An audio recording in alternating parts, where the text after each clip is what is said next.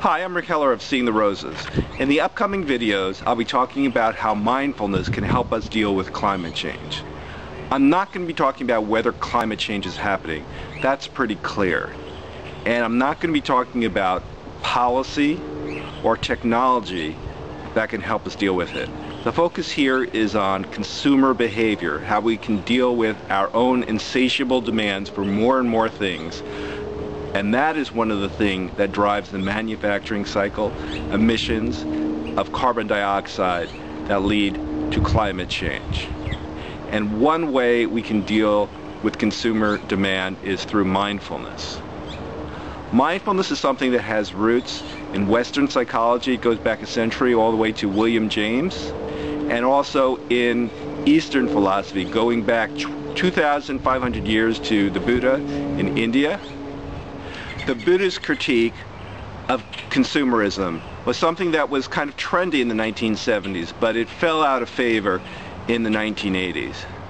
We're having some of the same difficulties now that occurred in the 1970s. Problem with pollution, problems with energy, and I think it's time to look back at some of those Buddhist critiques, but now also with a lens of neuroscience.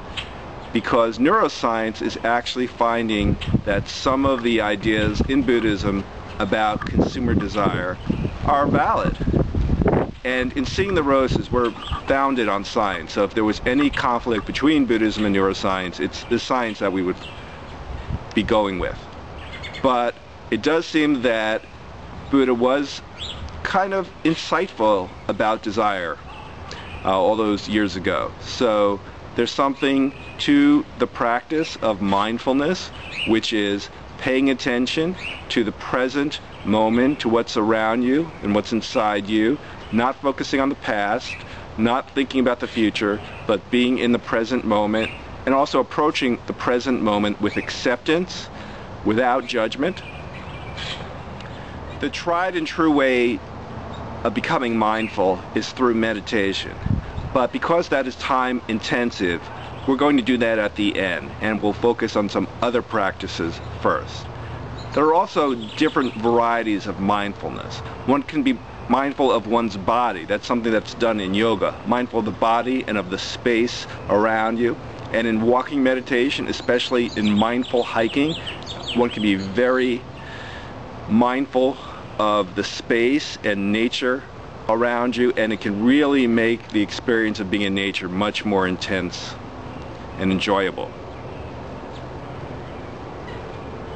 One can be mindful of one's emotions, and that's especially useful when dealing with advertisements. One can be mindful of the emotions that advertisements stir up in you, and that can help us make the right choices when we're deciding, do we really need this thing that we're thinking of purchasing?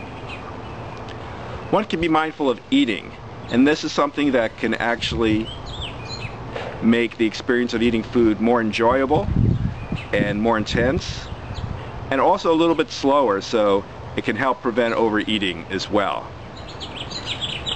And if you need to do something productive and not be spaced out, there's a practice called mental noting, which helps you anchor yourself in what you're doing, and you can be productive, you can be doing what you're doing and need to get done, but be focused on it.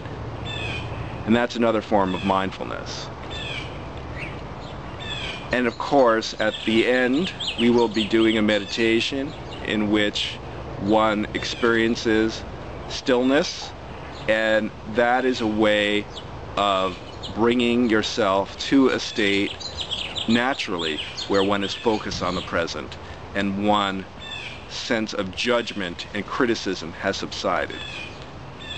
So that's what's going to be coming up in the coming videos, and please take a look at them.